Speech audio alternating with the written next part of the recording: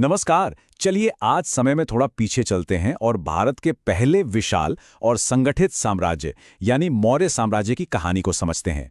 ये कहानी है जबरदस्त महत्वाकांक्षा की, शक्ति की और एक ऐसे बदलाव की जिसने इतिहास की धारा ही मोड़ दी। तो शुरू करते हैं।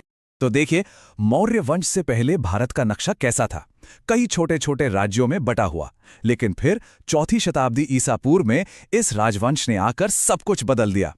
पूरे उत्तरी भारत को एक झंडे के नीचे ले आए और इसी के साथ भारत के पहले विशाल और संगठित साम्राज्य की नींव रखी गई।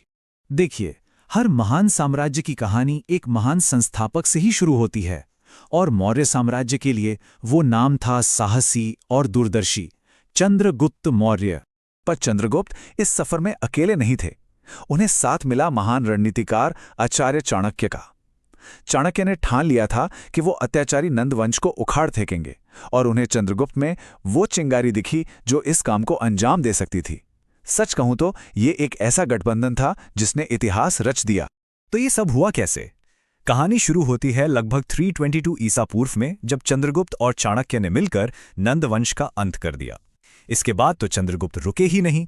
पंजाब, सिंध, मध्य भारत एक के बाद एक इलाके जीतते गए, यहां तक कि यूनानी शासक सेल्यूकस निकेटर को भी हराया और इसी के साथ मौर्य साम्राज्य एशिया की सबसे बड़ी शक्तियों में से एक बन गया। लेकिन कहानी में एक ट्विस्ट है। अपनी सत्ता के बिल्कुल शिखर पर उन्होंने एक ऐसा कदम उठाया जिसके बारे में कोई सोच भी नहीं सकता था। सब कुछ त्याग दिया और श्रवणबेलगोला जाकर एक जैन भिक्षु बन गए। चंद्रगुप्त के बाद गद्दी संभाली उनके बेटे बिंदुसार ने। उन्हें एक उपाधि दी गई थी, अमित्रघात, जिसका मतलब है दुश्मनों का नाश करने वाला। उन्होंने न सिर्फ साम्राज्य को संभाले रखा, बल्कि उसे दक्षिण भारत तक फैलाया और प्रशासन को इतना मजबूत किया कि साम्राज्य और भी फलता फूलता गया। बिंदुसार ने एक बहुत बड़ा और स्थिर साम्राज्य छोड़ा, लेकिन उनके बेटे ने इस साम्राज्य को एक ऐसी ऊंचाई पर पहुंचाया जिसकी किसी ने कल्पना भी नहीं की थी। अब बात करते हैं मौर्य वंश के सबसे प्रसिद्ध शासक की, अशोक।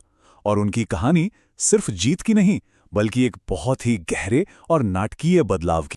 शुरुआत में अशोक एक बहुत ही कठोर और महत्वाकांक्षी शासक थे। ऐसा कहा जाता है कि सिंहासन पाने के लिए उन्होंने अपने भाइयों तक से युद्ध किया। उनकी पहचान एक ऐसे विजेता की थी जिसे कोई हरा नहीं सकता। लेकिन उनकी जिंदगी में एक ऐसा मोड़ आया, एक ऐसा युद्ध जिसने इस कठोर सम्राट के दिल को हमेशा हमेशा के लिए बदल कर रख दिया। वो था कलिंग का युद्ध। इस युद्ध में इतना खून बहा जिसकी कोई गिनती नहीं। जब अशोक ने युद्ध के मैदान में हजारों लाशें और रोते बिलखते परिवार देखे तो उनकी जीत का जश्न मातम में बदल गया। उस तबाही के मंजर ने उन्हें अंदर तक हिलाकर रख दिया।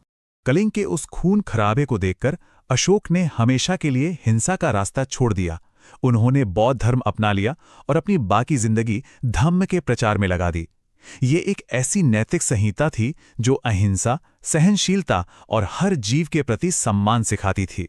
इस बदलाव के बाद अशोक को चंडाशोक यानी क्रूर अशोक की जगह धर्माशोक कहा जाने लगा, मतलब धर्म पर चलने वाला अशोक।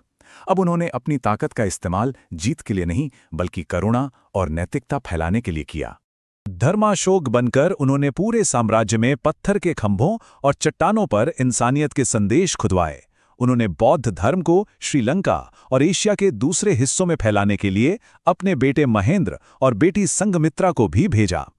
और उन्हीं के शासनकाल में मौर्य साम्राज्य अपने शिखर पर पहुंचा, जो अफगानिस्तान से लेकर बंगाल तक फैला हुआ था। लेकिन इतिहास हमें यही सिखाता है कि बड़े से बड़ा साम्राज्य भी हमेशा के लिए नहीं रहता। अशोक के बाद मौर्य साम्राज्य के पतन की कहानी शुरू होती है।